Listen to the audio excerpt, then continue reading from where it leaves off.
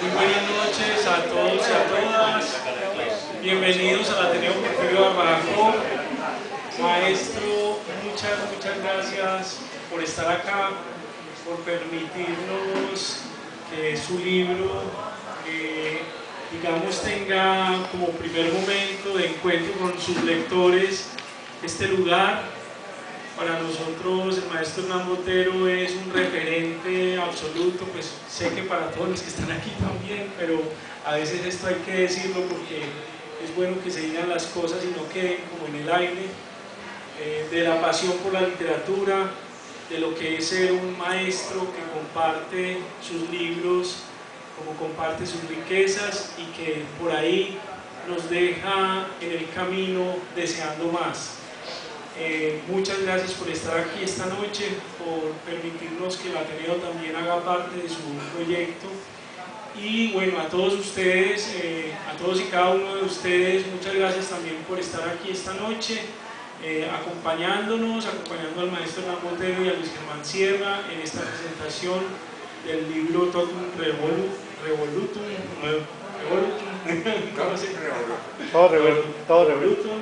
que nos presenta aquí el maestro. Y bueno, básicamente lo que va a suceder es lo siguiente. Luis Germán Sierra nos va a leer el texto que es el prólogo del libro, luego tendremos a Gustavo Zuluaga de la Maquero, que también va a decir unas palabras. Posteriormente vamos a escuchar al maestro Hernán Botero y finalmente pues ustedes, que son como la familia literaria y todo, maestro, pues conversemos y luego nos vamos a tomar un vinito y unos pasabocas y así vamos a cerrar esta noche de literatura y de celebración del maestro Hernán Botero. Bienvenidos al Ateneo y los dejo con Luis Germán Sierra. Yo quisiera agradecerle a Néstor muy encarecidamente la manera tan gentil, tan amistosa como recibió mi petición de que mi libro fuera lanzado en un lugar tan acreditado culturalmente como es el Ateneo Porfirio Barbajaco.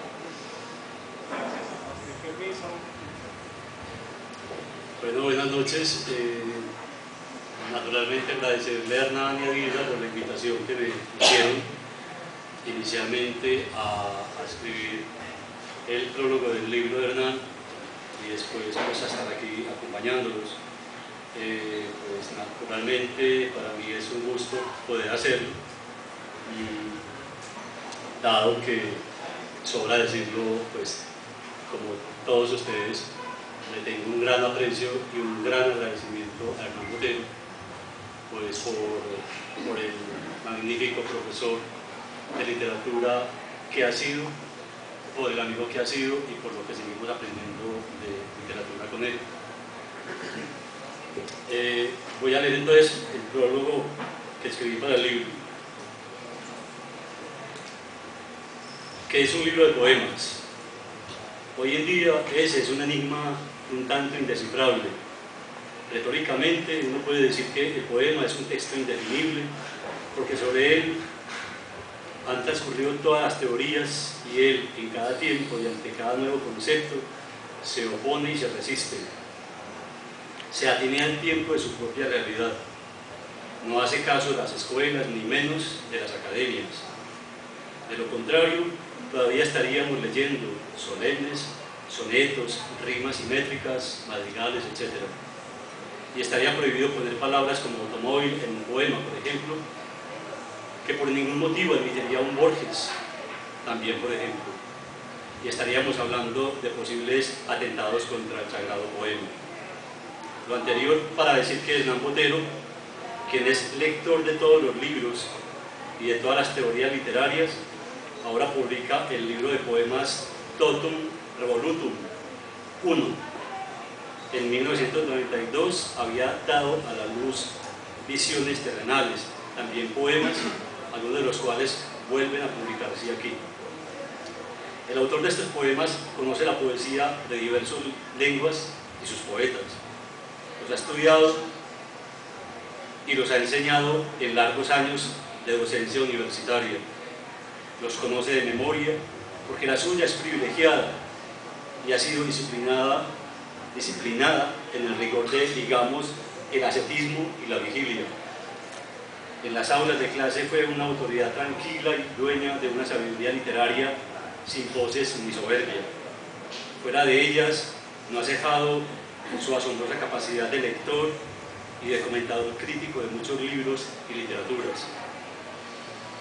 A pesar de todo ello, o tal vez por ello mismo, es muy posible que en el presente libro el lector no encuentre una sola línea inspirada vanamente, ni unos poemas en los cuales sea probable subrayar figuras literarias o imágenes que nombren las cosas y los sentimientos del mundo con lenguajes metafóricos, echando mano de aquellas, comillas, herramientas propias de una poesía que quiere ser a toda costa poesía escrita a priori por quien conoce o dice conocer los vericuetos y los secretos de los lenguajes del arte poético. El lector encontrará en cambio unos poemas que conversan acerca de casi todas las cosas. Un libro que no se propone además ninguna unidad temática, ningún hilo conductor que pretenda ahondar en un tema determinado. Ni la muerte, ni los ángeles, ni la soledad, ni el amor, ni la ciudad, tópicos insufribles de cierta tendencia poética, aparecen aquí como obsesión, como leitmotiv, como propósito poético. Por ello, el autor ha titulado su libro Totum Revolutum, que significa todo revuelto, y con el cual creo ha querido reírse justamente de aquella, comillas, unidad que tanto se le pide a los libros de poesía. En los concursos es casi seguro un poemario todo revuelto no gana. En un título poco atractivo, por cierto, como este, y en un puñado grande de poemas que se dan a la tarea sobre todo de conversar, de tratar con un tono parejo y personal distintos aspectos de la vida corriente, la interpelación a autores del arte y la literatura y reflexiones sobre la escritura, sobre la poesía, sobre fobias y filias personales, está la voz honesta de quien al escribir no se escuda en parapetos literarios ni en simulaciones, sino que pone en evidencia la desnudez de una palabra que va diciendo, va revelando los pequeños mundos que, esos sí, pertenecen a la vida de un escritor, a la encantada vida de un lector que no conoce las treguas ni el cansancio. Un lector que sueña la poesía, comillas, abierta al público de lunes a lunes, cual si fuera una feria de rosas que no se marchitaran, o de estrellas, cada una fulgurando sobre un trozo de noche. Cierro comillas, versos de Fernando.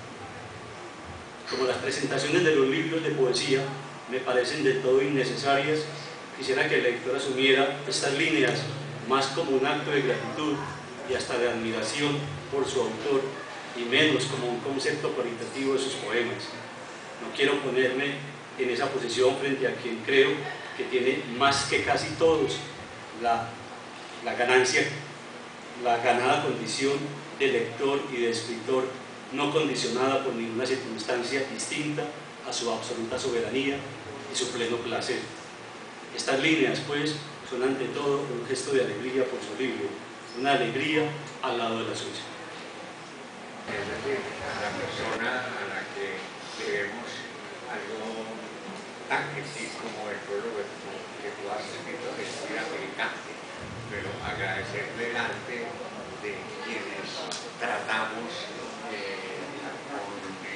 en el espacio, en el tiempo, en la intimidad, es todavía más gratificante. Por eso te reitero los agradecimientos. El prólogo es muy hermoso. Y esto, Jordan, por supuesto. Gustavo Zuluaga quiere decir algo y yo le estoy puesto. Palabras de un afecto y un corazón regocijado de tener acá a uno de los más grandes maestros de la literatura, una gloria de la Universidad de Antioquia, un profesor amoroso que nos compartió sus enseñanzas en la literatura griega y la literatura rusa. Yo no conozco todavía el libro, pues así como todos los que estamos acá apenas lo vamos a acercar a él, pero yo quiero, así como muchas de las personas que están aquí quisieran estar aquí diciendo lo mismo que yo.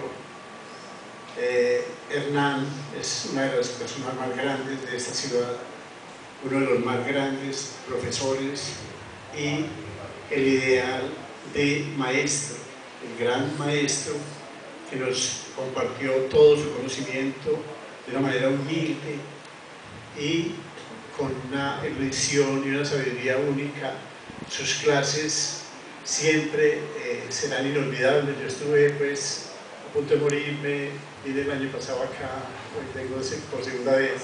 No pensé que pudiera estar diciendo aquí algunas palabras, pero mis palabras son palabras de afecto, de emoción, de alegría, de que un ser como Hernán Botero esté entre nosotros y nos esté compartiendo todas sus enseñanzas, todo lo que él sabe.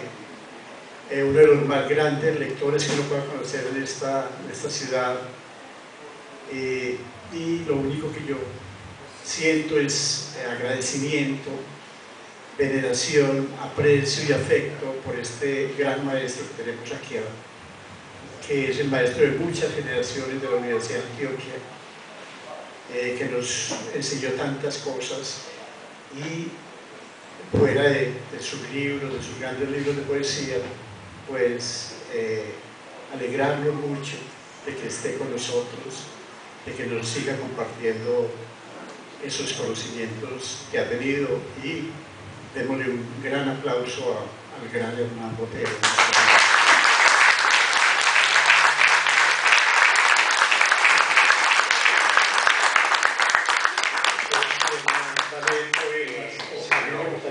Pero no antes de que yo te agradezca tus bellas palabras, tanto más cuanto que eres una persona que ha vivido intensamente el mundo de los libros, tanto en el plano del lector como en el plano del dignísimo plano de no sé, las palabras que se me vienen a la boca parecen groseras. No es negocio, no es lucro, el trabajo con el libro leído al frente de la ciudad universitaria, un poco a la manera de todo un revoluto, porque no es muy organizado que digamos negocio de Gustavo, se encuentran verdaderas maravillas, y a unos precios tan absolutamente módicos que el bolsillo del lector más modesto económicamente hablando no se resiente para nada. Como persona, tratar a Gustavo ha sido siempre una pues ha implicado siempre una gratificación extraordinaria para quien ha tenido el gusto de hacer. Muchas gracias. Yo quisiera, porque va a haber un detallito un poco inusual en este tipo de eventos que yo no puedo obviar, que mis invitados que no han recibido el libro todavía se acerquen a recibirlo, porque vamos a tener que hacer dos, bueno, les voy a decir qué sucedió antes de que yo les hable en general del libro. Hay una errática mínima que no quiero que ustedes se vayan con ella en el libro. Empiezan a mirar el libro con que el verso de la versión que se había pulido, modificado, no era el que aparecía en el texto. Entonces yo quisiera que nadie se fuera con esos dos pequeños, con esas dos pequeñas fallas en el libro así desde el punto de vista de la estética editorial, pues sea tan feo corregir a mano una o dos palabritas. Es más feo desde el punto de vista de la estética poética irse con el libro con esas dos máculas. Entonces yo quisiera que se acercaran los que no han recibido todavía el libro, para que todos puedan, llegado el momento, cuando les diga yo, cuando lea, voy a leer de esos dos poemas, para que nadie se vaya con esos dos versos que requieren de esa corrección. Entonces, por favor, quienes no hayan recibido el libro, estoy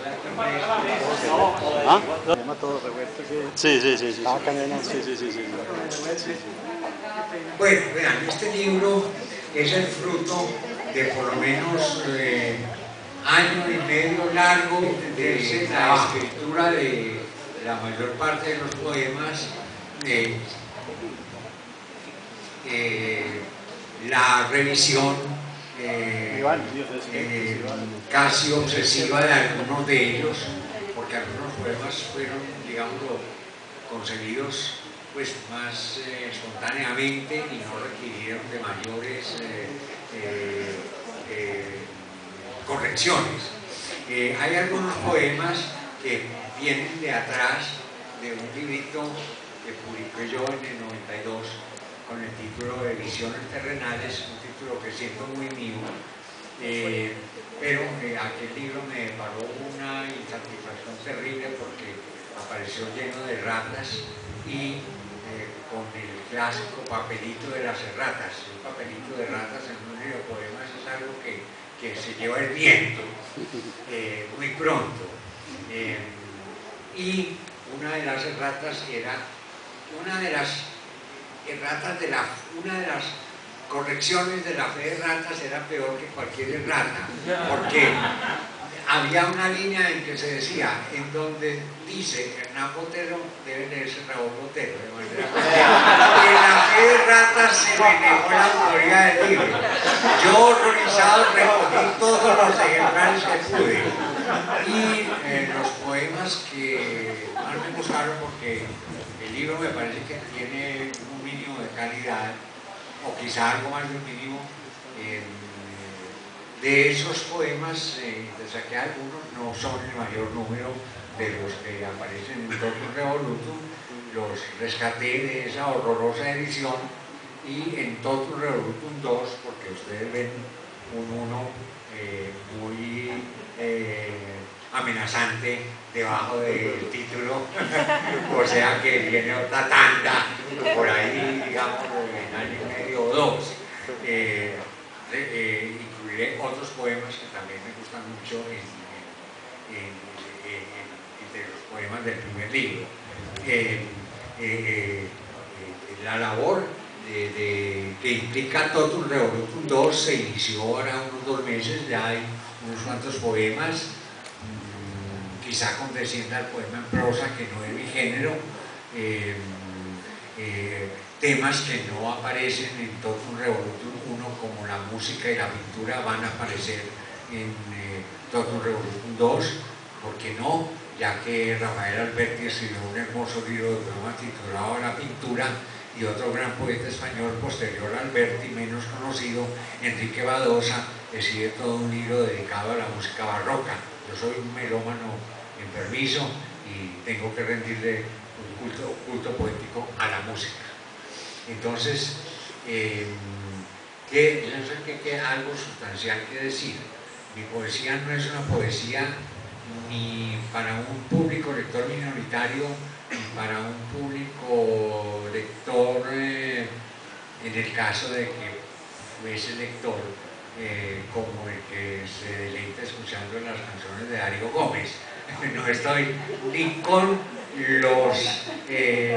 ni con el público minoritario, ni con los que se extasían escuchando a Darío Gómez y al Charrito Negro, pero trato de llegar a lo mejor, a lo más puro, a lo más acendrado del alma del lector, de su sensibilidad, pero a la vez a lo que más común y corriente haya en él, pero común y corriente en el sentido de plenamente humano.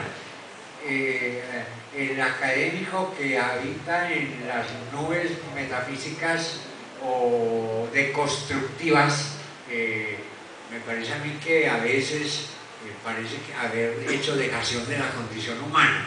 Para mí la condición humana es fundamental, y lo repito, en cuanto a la riqueza de lo humano, y en cuanto a una sencillez de la que no se debe desprender nadie. Cuando alguien deja de ser sencillo en todo, se vuelve intratable. Yo, como escritor, como poeta, no soy intratable, no soy un poeta minoritario, si me puedo llamar poeta, y tampoco sigo para el tipo de lector, para los tipos de lectores a los que me acabo de referir. Bueno,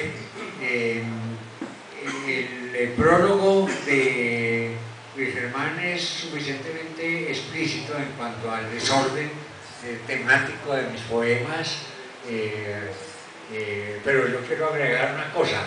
Estamos viviendo un mundo en el que pasamos de un susto a un alegrón. Entonces yo digo, sustos y alegrones se revuelven en el espacio-tiempo de la existencia humana, y en la medida en que yo los he vivido, los sustos y las alegrías han sido plasmados, muchos de ellos. Bueno, y ahora viene el detallito. Por supuesto, les voy a leer unos 2 o 3 poemas. Ustedes van a ver que los poemas difieren mucho entre sí.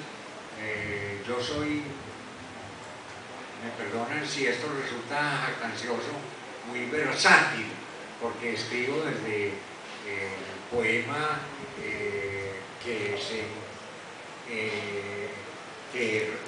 que da fe de la potencia insuperable del amor humano, pero también he sido cuentos en verso, que no es precisamente el género que más se cultiva en la actualidad. Mi mayor atrevimiento, no sé cuál sea el resultado, es decir, desde el punto de vista estético, es que he intentado hacer crítica literaria en verso, poemas que son crítica literaria, y reivindico escritores de talento olvidados, porque considero que eso es poesía, sacar a la luz un tesoro que se había ocultado con intenciones torpes. Bueno, el caso es que he llegado un poquito influido por los antipoemas de Nicanor Parra, a quien admiro profundamente, a escribir antifábulas. Por supuesto, los modelos son los eternos modelos de Pedro, de Esopo, de La Fontaine, de Samaniego, de Iriarte, de Hartenbusch, y en rigor el poema fabulístico que aparece en el libro podría haberse titulado Antifábula, pero a la vez es tan fabulesco que preferí denominarlo fábula sin final feliz, y por eso voy a comenzar. Además, ese es un poema que tiene uno de los 2 problemitas que les dije. El poema está hacia el final del libro,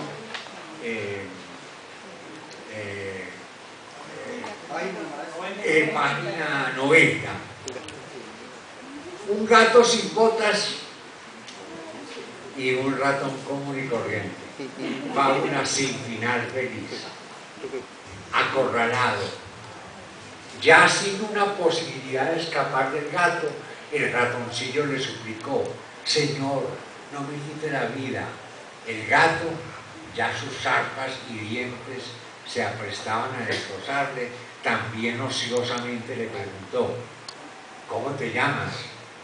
A lo cual contestó el ratón: los ratones no tenemos nombre. ¿O acaso tengo trazas de animal de cuento de hadas? Pobre ratón anónimo, me pides lo imposible, adujo el gato.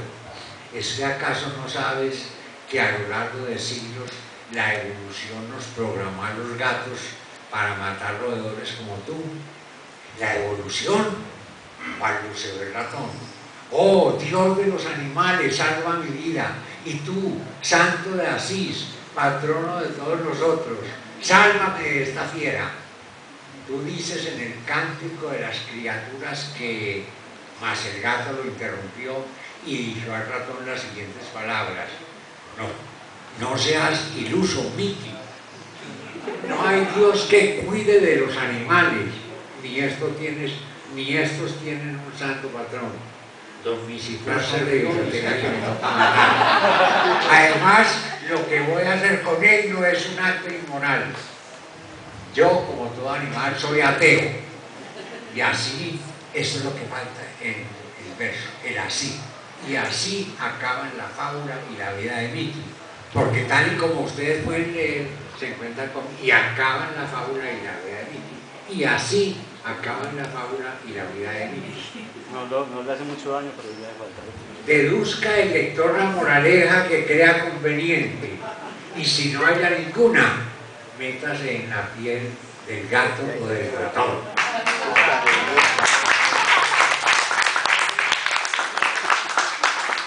Leo el otro poema afectado por mi distracción, por haber pasado una versión que no era la definitiva. Es un poema polémico para los que gusten de la poesía de Luis Vidal, que a mí personalmente me deja insatisfecho. Página 27.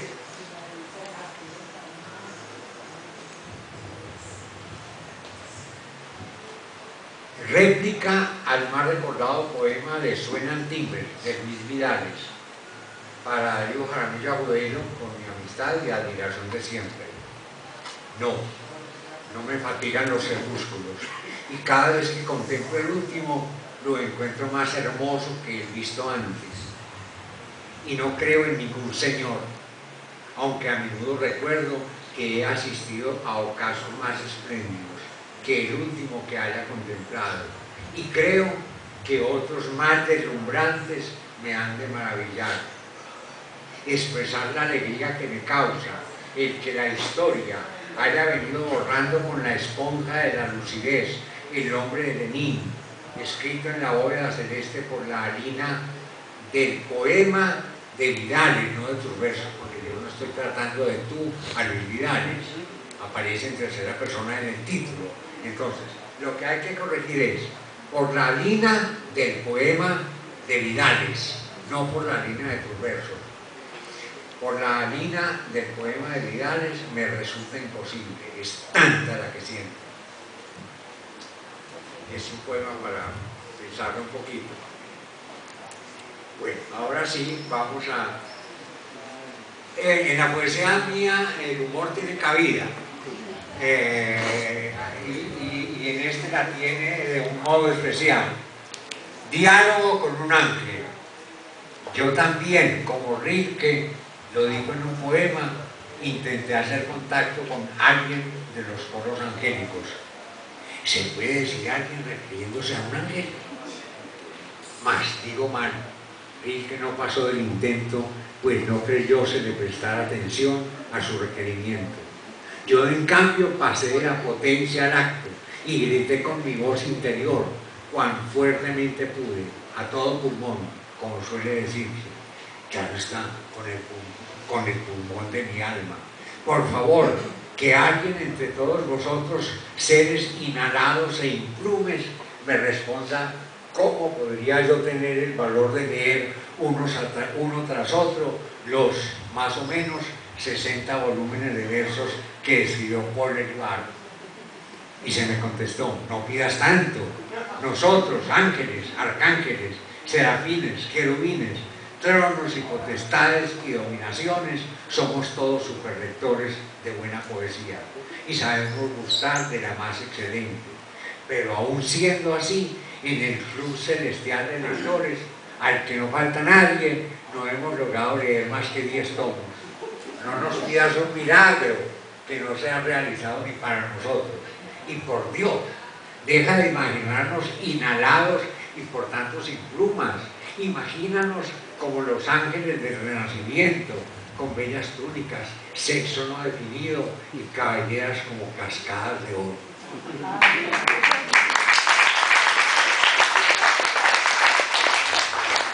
Leo uno último.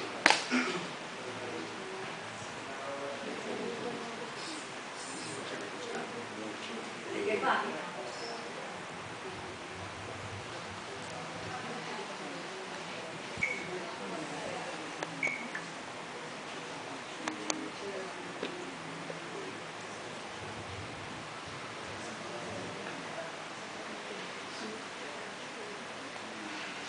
Cementerios. Esa es la página.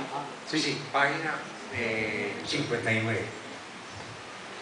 Los camposantos o los cementerios, si no nos gusta lo de santos, van siendo cosa del pasado, que el tiempo, mientras corre, embellece. Cremar restos humanos es cómodo e higiénico y hasta tiene un cariz de estética, la del fuego que todo lo purifica. Por el mero hecho de mudar en ceniza la carcasa de quien ha fallecido, pero eso no le resta belleza a las necrópolis. El lugar donde fue más feliz la persona difunta y en donde quiso que se la inhumase es también un hermoso sepulcro. Lo que sí está despojado de belleza de manera total son las hileras de cajas que tapizan, cual vulgares ladrillos, las criptas, idénticas todas a las que los devotos familiares destinan en los templos a sus seres queridos.